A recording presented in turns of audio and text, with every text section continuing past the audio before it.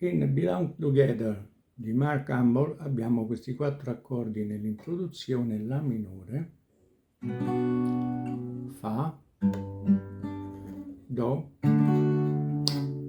e Sol.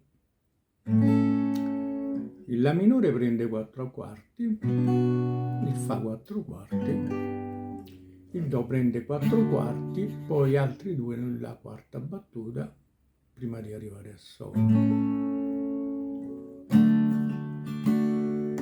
Sentiamolo.